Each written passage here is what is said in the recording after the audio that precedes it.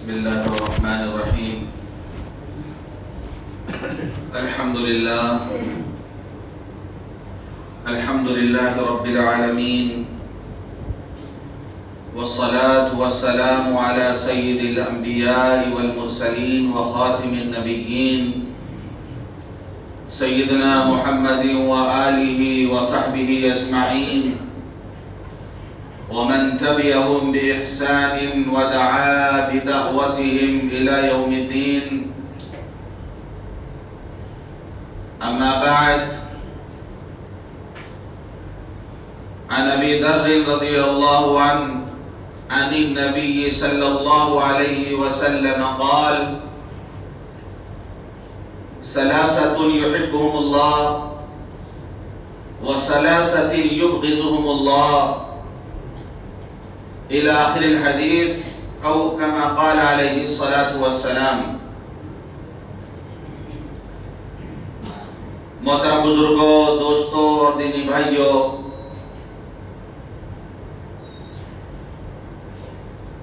ابھی میں نے ایک طویل حدیث کا ابتدائی حصہ پڑھا ہے، اور گزشتہ جمعے کو اس حدیث کی تشریح کی گئی تھی، اور یہ بتایا گیا تھا کہ 3 قسم لوگ ایسے ہیں جن سے اللہ محبت کرتا ہے، اور 3 قسم کے لوگ ایسے ہیں جن سے اللہ نفرت کرتا ہے. وہ 3 طرح کے لوگ جن سے اللہ محبت کرتا ہے، اس کو گزشتہ جمعے کو بتا دیا گیا. مختصر یہ کہ وہ 3 لوگ جن سے اللہ محبت کرتا ہے: نمبر 1، وہ شخص جو خاموشی کے ساتھ دوسروں کی مدد کرتا ہے، جو چھپ کر صدقہ کرتا ہے، اور ایسا شخص کل قیامت کے دن اللہ کے خاص سائے میں ہوگا کہ رجل تصدق بصدقۃ فاخفاها حتى لا تعلم شماله ما تنفق يمينه. وہ آدمی اللہ کے خاص سائے میں ہوگا جو خاموشی کے ساتھ صدقہ کرتا ہے کہ بائیں ہاتھ کو پتہ نہ چلے کہ داہنے ہاتھ نے کیا خرچ کیا. تو پہلا وہ شخص جو خاموشی سے دوسروں کی مدد کرتا ہے، جب دوسرے لوگ دینے سے انکار کر دیں اور وہ اس وقت دیتا ہے، جب لوگ دینے سے ہاتھ روک لیں اور وہ خاموشی کے ساتھ جا کر چپکے سے دے دے، ایسے شخص سے اللہ محبت کرتا ہے. دوسرا وہ شخص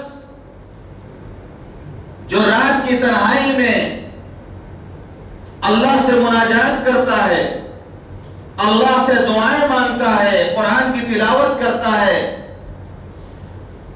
اس کی رات بستروں پر نہیں گزرتی، بلکہ اس کی رات اللہ کے سامنے رکوع اور سجود میں گزرتی ہے، اللہ کے خوف سے روتا ہے، اللہ کو یاد کرتا ہے. جب ساری دنیا سو رہی ہو اس وقت تو اللہ کے سامنے روتا ہے.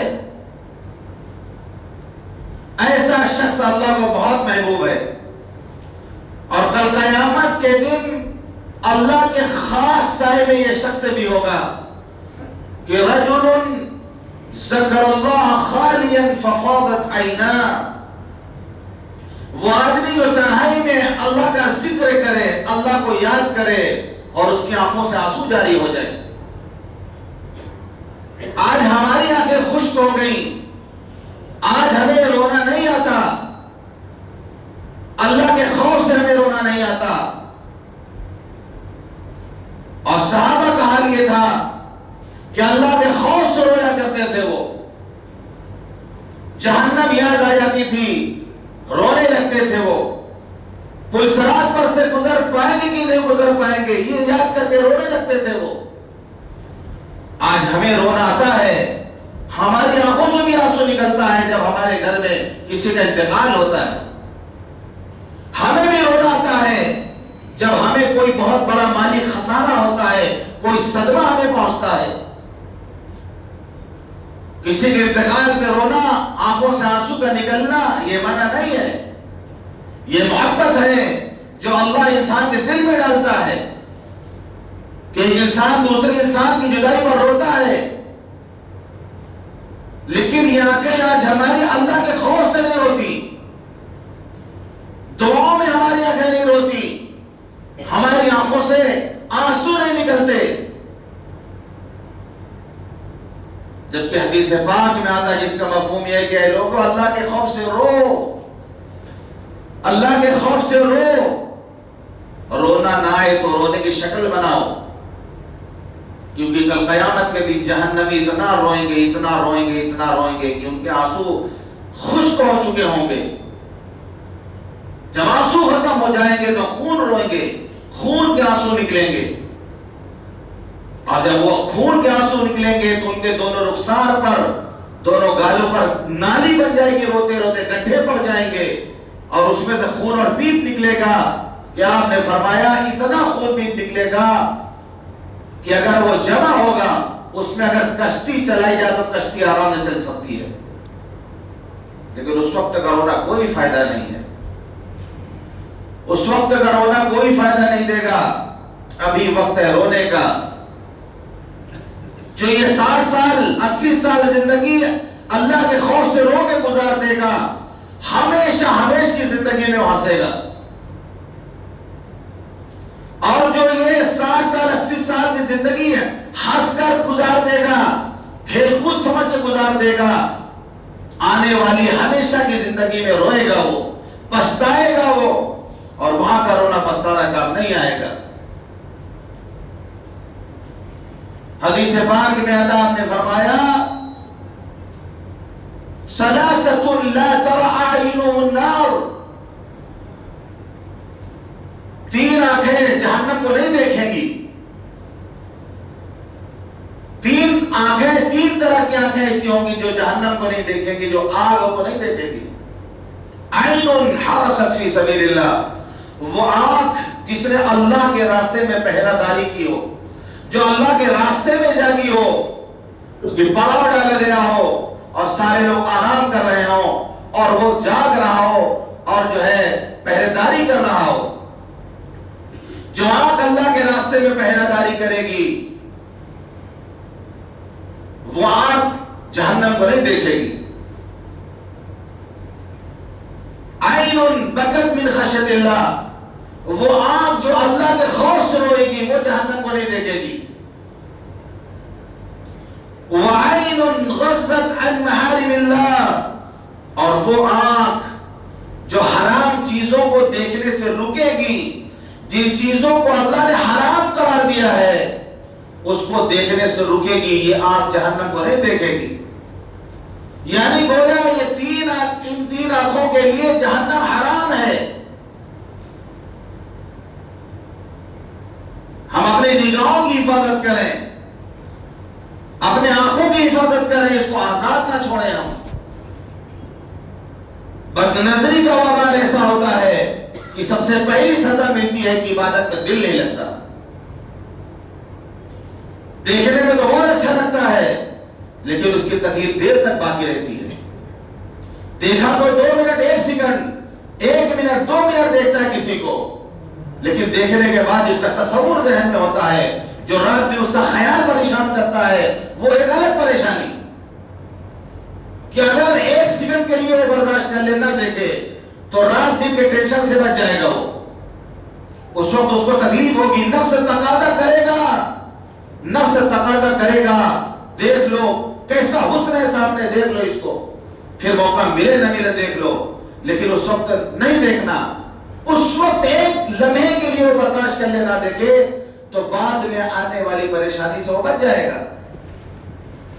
اور اگر اس نے اس وقت جو دیکھ لیا اب جو ہے رات دن اسی میں پریشان ہے، سوچ رہا، بے چین ہو رہا، تڑپ رہا، تو سب سے پہلی سزا ملتی ہے کہ عبادت کی حلاوت اور لذت ختم ہو جاتی ہے. عبادت کو اس کو دل نہیں لگے گا، عبادت کو اس کو مزہ نہیں آئے گا. آپ نے فرمایا لا یلج النار رجل بکا من خشیت اللہ، جو آدمی اللہ کے خوف سے روئے گا وہ جہنم میں نہیں جائے گا. یہ اتنا ہی ناممکن ہے، اتنا ہی ناممکن ہے جیسے کہ دودھ تھن سے نکلنے کے بعد ٹھنڈ واپس جائے. لیکن دودھ ٹھنڈ واپس جانا ممکن ہے، دودھ تھن سے نکلنے کے بعد واپس چلا جائے یہ ممکن ہے. لیکن جو شخص اللہ کے خوف سے روئے گا اس کا جہنم میں جانا ناممکن ہے. اور آگے آپ نے فرمایا لا یستمع غبار فی سبیل اللہ ودخان جہنم، کہ اللہ کے راستے کا گرد و غبار اور جہنم کا دھواں اکٹھا نہیں ہو سکتے. تو دوسری قسم وہ ہے کہ جو اللہ کے سامنے تنہائیوں میں روئے، اور تیسرا وہ جو محاذ پر ڈٹا رہے، کہیں مقابلہ ہو جائے، لوگ ہار رہے ہوں، بھاگ رہے ہوں، وہ محاذ پر ڈٹا رہے، وہ پیٹ پھیر کے نہ بھاگے، چاہے اس کو شہادت مل جائے یا اللہ فتح عطا فرما دے. یعنی وہ پیٹ پھیر کے نہ بھاگے، اپنے مورچے پر جمع رہے، ڈٹا رہے. وہ مرد مجاہد یا تو اس کو شہادت مل جائے یا پھر فتح حاصل ہو جائے. یہ تین طرح کے لوگ ہیں جن سے اللہ محبت کرتا ہے. وَأَمَّا الثَّلَاثَةُ الَّذِينَ يُبْغِضُهُمُ اللَّهُ، وہ تین طرح کے لوگ جن سے اللہ نفرت کرتا ہے. کیسے بدترین ہوں گے وہ لوگ جن سے اللہ نفرت کرتا ہو، اور جن سے اللہ نفرت کرتا ہو. بتائیے ہے کوئی اس کو ٹھکانے کی جگہ؟ ملے گا اس کو کوئی ٹھکانا؟ کیسے بدترین لوگ ہوں گے وہ، اور کیسے بدترین قسم ہوگی جن سے اللہ نفرت کرتا ہے. جبکہ اللہ 70 ماؤں سے زیادہ پیار کرتا ہے، محبت کرتا ہے، کہ 99 محبت کا حصہ اپنے پاس رکھا ہے. ایک حصہ دنیا میں بانٹا ہے کہ جو ہے والدین اپنی اولاد سے پیار کرتے ہیں، میاں بیوی پیار کرتے ہیں. جو محبت کے مظاہر اور مناظر ہم دیکھتے ہیں یہ ایک حصہ ہے، 99 حصہ اللہ نے اپنے پاس رکھا ہے. جو خدا بندوں سے اتنا محبت کرتا ہو، لیکن کیسے بدترین ہوں گے تین قسموں کے لوگ جن سے اللہ نفرت کرتا ہے. نمبر 1 الشیخ الزانی، بوڑھا زنا کرنے والا، بوڑھا زناکار. جوانی میں اگر کوئی زنا کرتا ہے، گناہ کبیرہ ہونے کے باوجود معافی کی گنجائش ہو سکتی ہے، کیونکہ ایک جذبہ ہو سکتا ہے، ایک جوش ہو سکتا ہے، اس میں نفس غالب آ سکتا ہے کیونکہ جوان ہے وہ. لیکن بڑھاپے میں کوئی اگر زنا کرتا ہے، کتنا خبیث فطرت کا ہوگا وہ، کتنے خبیث طبیعت کا ہوگا وہ، کہ جب اعضاء جواب دے چکے ہوں، جب منہ میں دانت نہ ہو، پیٹ میں آنکھ نہ ہو، ہاتھ پیر کانپ رہے ہو بڑھاپے کی وجہ سے، ایسے میں اس کو زنا کی سوچ ہے. بدترین آدمی ہے وہ جو بڑھاپے میں زنا کرتا ہو. یہ زنا تو وہ چیز ہے، اللہ فرماتا ہے لا تقربوا الزنا انه كان فاحشة وساء سبیلا. زنا کرنا تو بہت دور کی بات ہے، زنا کرنا تو بہت دور کی بات ہے، قریب جانے سے منع کیا گیا ہے. لا تقربوا الزنا، زنا کے قریب بھی مت جانا.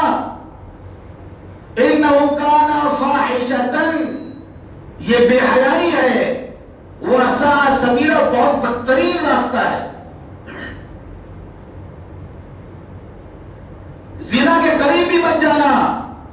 تمام وہ اسباب پہ پابندی لگا دی گئی ہے جو زنا پر انسان کو ابھارے. ایسے لباس پہننے سے منع کیا گیا جس کو دیکھ کر دوسرے لوگوں کے اندر کوئی غلط جذبہ پیدا ہو. نگاہوں کو جھکانے کا حکم دیا گیا کہ یا ایھا الذین آمنوا، اے ایمان والو اپنی نگاہوں کی حفاظت کرو، اپنی شرمگاہوں کی حفاظت کرو. قل للمؤمنین یغضوا من ابصارهم ویحفظوا فروجهم، ایمان والوں سے کہہ دیجئے کہ اپنی نگاہوں کی، اپنی شرمگاہوں کی حفاظت کریں. اور ایسا حکم تھا کہ مردوں کے ساتھ عورتوں کو الگ حکم دیا گیا. وَقُلْ لِلْمُؤْمِنَاتِ يَغْضُضْنَ مِنْ أَبْصَارِهِنَّ وَيَحْفَظْنَ فُرُوجَهُنَّ، کہ مومن عورتوں سے بھی کہہ دیجئے کہ اپنی نگاہوں کی اور شرمگاہوں کی حفاظت کریں. ایسی بات تھی، الگ الگ مردوں کو الگ خطاب کیا گیا، عورتوں کو الگ خطاب کیا گیا.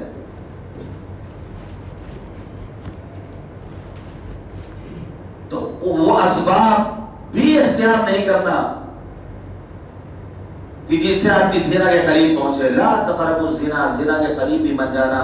حضور پاک صلی اللہ علیہ وسلم نے ارشاد فرمایا معراج کے موقع پر، یا خواب میں آپ نے دیکھا کہ میں نے دیکھا ایک تندور ہے جس میں آگ جل رہی ہے، اوپر سے تنگ ہے، نیچے سے کشادہ ہے. میں نے دیکھا اس میں مرد عورتیں ننگے لٹکے ہوئے ہیں، اس آگ میں جل رہے ہیں، اور جب آگ کا شعلہ بلند ہوتا ہے تو اوپر آتے ہیں اور پھر وہ نیچے اسی آگ میں چلے جاتے ہیں. میں نے جبریل سے پوچھا کہ یہ کون لوگ ہیں؟ تو آپ نے بتایا یہ زنا کرنے والے مرد اور زنا کرنے والی عورتیں ہیں.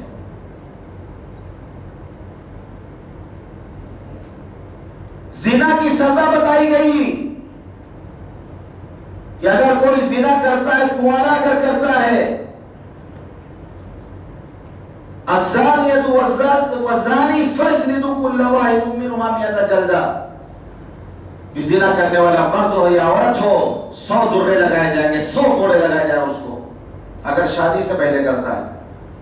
اور اگر شادی کے بعد زنا کرتا ہے تو پھر اس کو جینے کا کوئی حق نہیں ہے.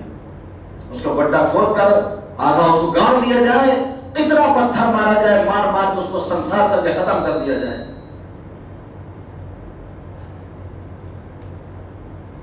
یہ شادی شدہ کے لیے ہے، جس میں بوڑھا بھی آتا ہے، کہ پھر اس کو جینے کا حق نہیں ہے، اس کو مار مار کے سنسار کر دیا جائے. اگر ایسا قانون اور اسلام میں قانون، یہ جو آئے دن زنا کے واقعات آپ پڑھتے ہیں اور سنتے ہیں کہ چھوٹی چھوٹی بچیوں کے ساتھ آج جو زنا ہو رہا ہے، جس دن یہ قانون بن جائے گا کسی کی ہمت نہیں پڑے گی زنا کرنے کی اور زنا کے قریب جانے کی.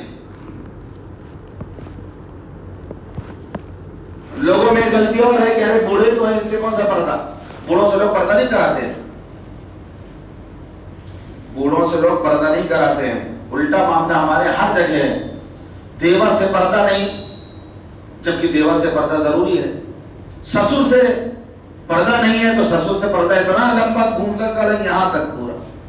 گاؤں دیہات میں جا کے دیکھ لیں آپ، سسر اگر آ گیا تو پورا گھونگھٹ نیچے تک لٹکتا ہے. اور بہوؤں کا، بہو بیٹھ نہیں سکتی، سر سامنے کھڑی رہے گی، گھونگھٹ پورا نیچے تک لٹکا رہے گا. اتنا بڑا پردہ وہ باپ کے حکم میں ہے، سسر سے پردہ نہیں ہے.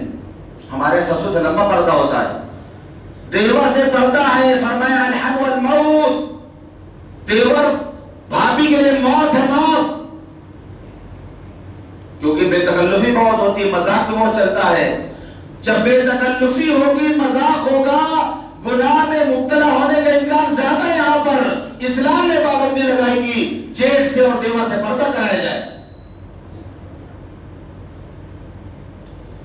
اور سسر یہ باپ کے درجے میں ہوتا ہے، بہو اس کے لیے بیٹی کے درجے میں ہوتی ہے، اسے پردہ نہیں ہے.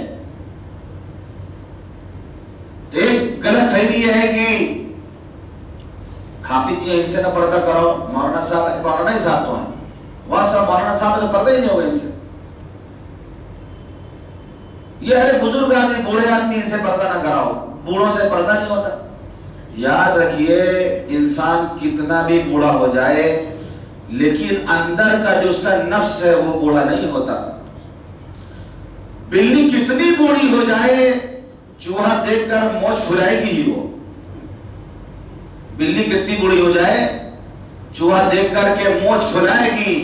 جو اندر میں یہ جو بلی نفس کی بیٹھی ہے ہمارے اندر، جب یہ موقع دے چوہا اس کو نظر آئیں گے تو یہ اپنا موچھ پھلائے گی دیکھ کر. تو پہلا بدترین آدمی وہ ہوگا جو بوڑھا ہو کے زنا کرے.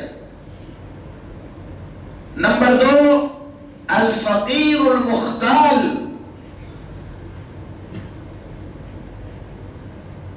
غریب گھمنڈ کرنے والا، یعنی گھمنڈی فقیر،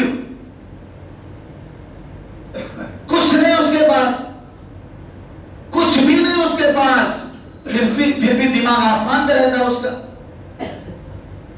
کچھ نہیں اس کے پاس، نہ مال ہے، نہ دولت ہے، نہ علم ہے، نہ حسب و نسبی ہے صحیح سے، نہ کچھ بھی نہیں ہے، فقیر ہے وہ، لیکن دماغ اس کا ساتوں آسمان پہ رہتا ہے.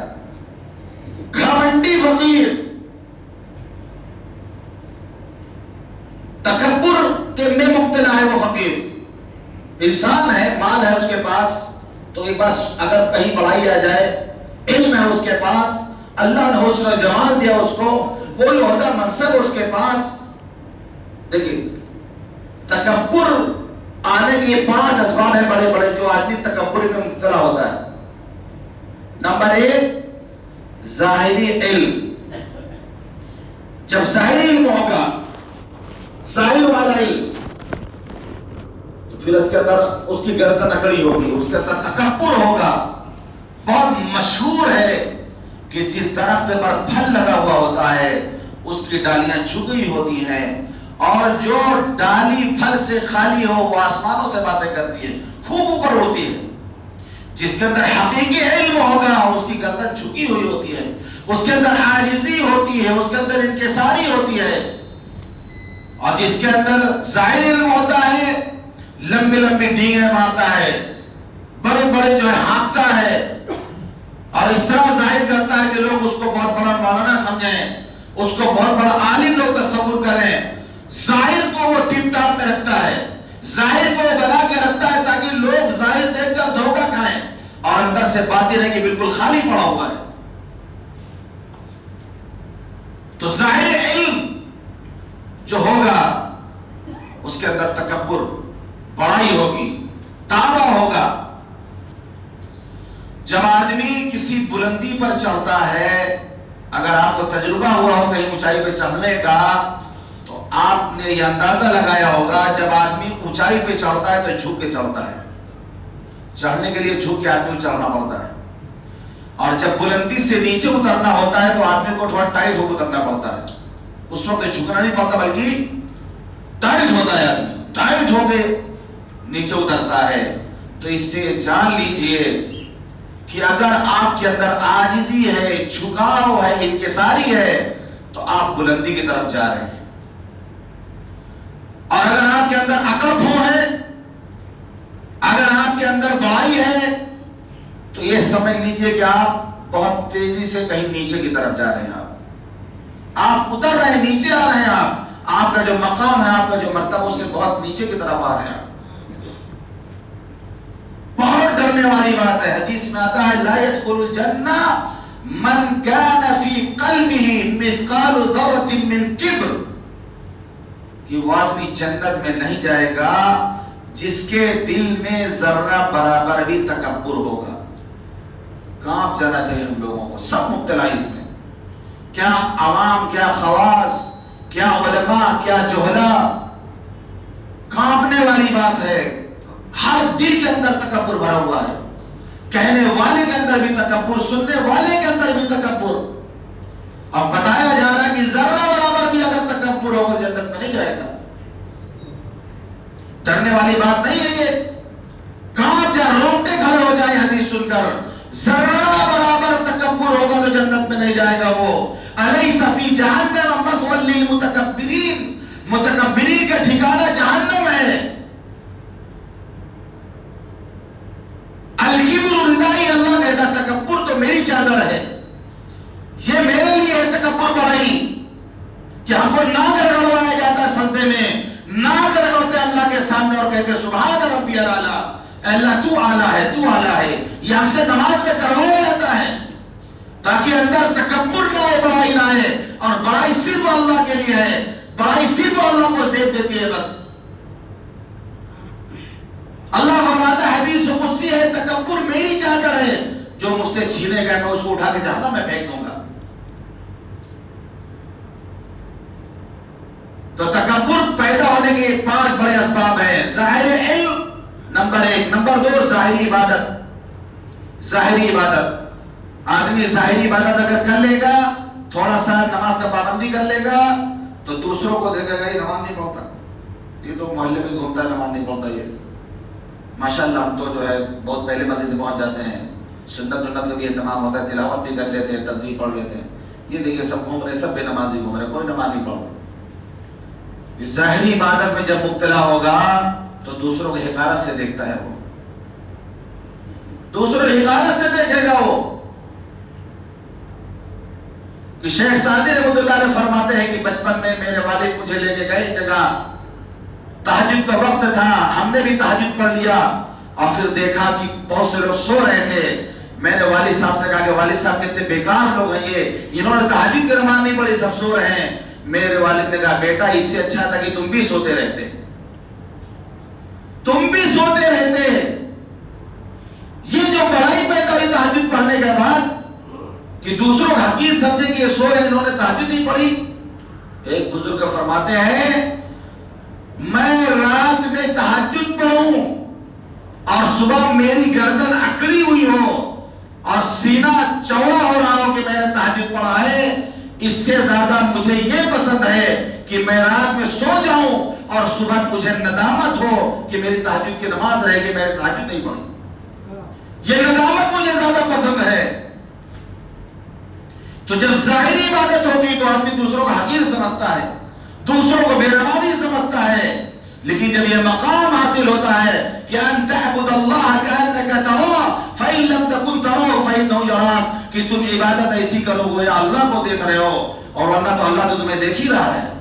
جب یہ احسان کی صفت جب پیدا ہوتی ہے تو آدمی پھر اپنے آپ کو سب سے حقیر سمجھتا ہے، تمام لوگوں کو اپنے سے اچھا سمجھتا ہے اور سب سے خراب اپنے آپ کو سمجھتا ہے. کہ اگر اعلان ہو جائے مسجد میں کہ جو سب سے بڑا گنہگار مسجد سے باہر نکل جائے تو سب سے پہلے یہی لوگ باہر نکلتے ہیں.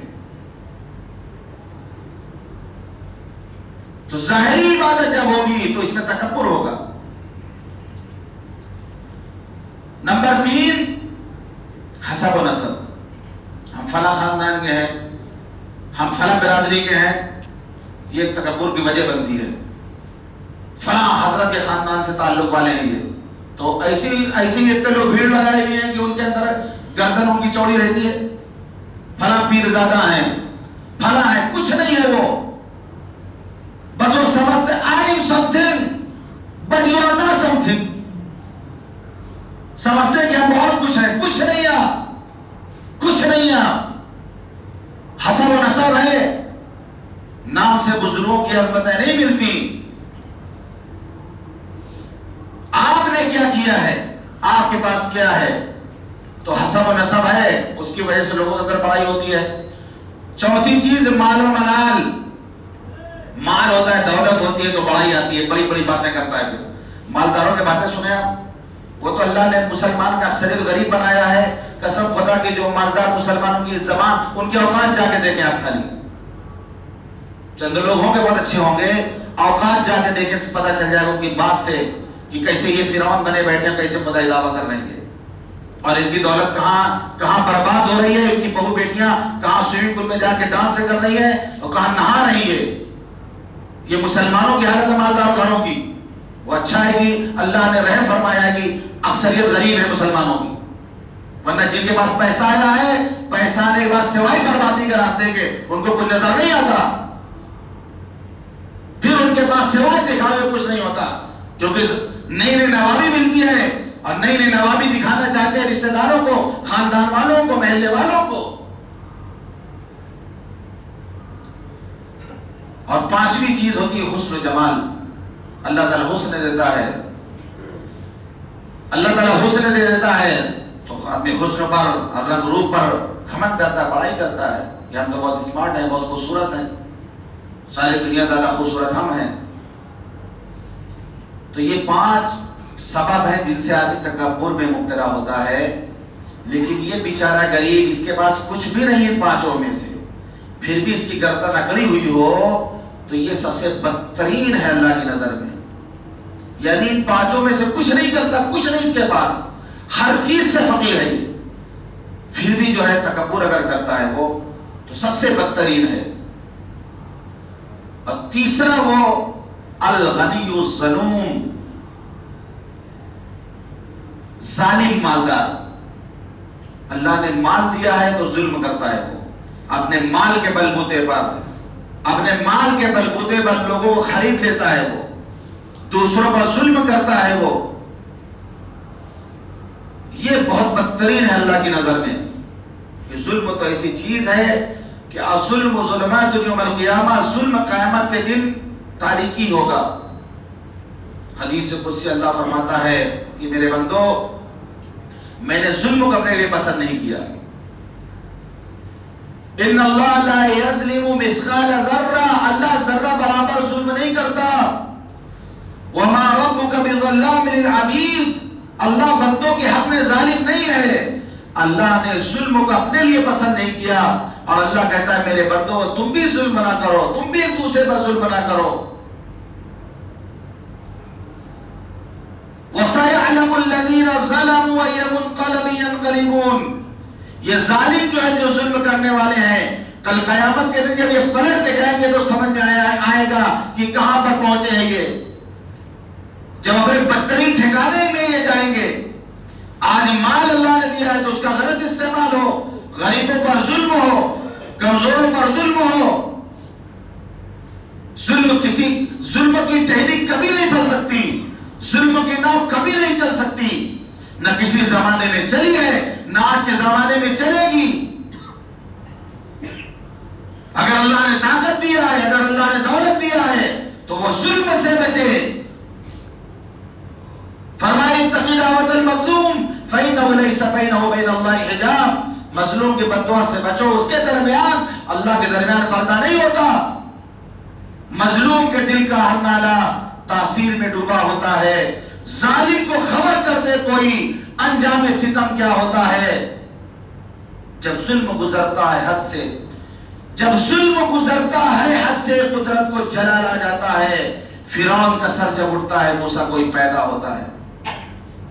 حدیث پاک میں آپ نے فرمایا ظالم کو اللہ مہلت دیتا ہے، ایک وقت تک مہلت دیتا ہے، لیکن جب اس کو پکڑتا ہے، وَكَذَلِكَ أَخْذُ رَبِّكَ إِذَا أَخَذَ الْقُرَىٰ وَهِيَ ظَالِمَةٌ إِنَّ أَخْذَهُ أَلِيمٌ شَدِيدٌ. پھر اللہ کی پکڑ بہت سخت ہوتی ہے، اللہ کی پکڑ بہت سخت ہوتی ہے جب پکڑنے میں اللہ آتا ہے. تو ظلم کسی زمانے میں نہیں پسند کیا گیا اور کسی کی طرف سے نہیں پسند کیا گیا.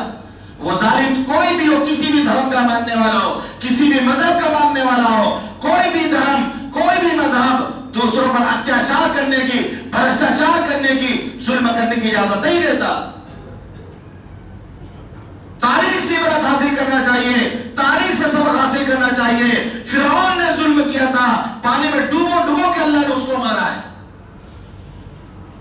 بڑے بڑے ظالم گزرے ہیں، چنگیز کا گزرا ہے، ہلاکو کا گزرا ہے. آج تو ان کے قبر کا نشان نہیں بتا سکتا، آج تو کی قبریں کہاں کوئی نہیں بتا سکتا.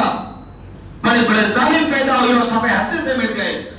آدمی اپنے اوقات کو پہچانے، اپنے اوقات میں اپنے حال میں آدمی رہے کہ اللہ نے اگر حکومت دے دی ہے، اللہ نے اگر طاقت دے دی ہے، اللہ نے اگر دولت دے دی ہے تو اس کا غلط استعمال آدمی کرے، دوسروں پر ظلم کرے آدمی. آج حالت ملک کی آپ کی ایسی ہے کہ آج نہتوں پر ایک بھیڑ کی بھیڑ آتی ہے، ظالم بن کر کے ان کو ختم کر دے رہی. آئے دن یہ واقعات ہو رہے آپ کے ملک میں.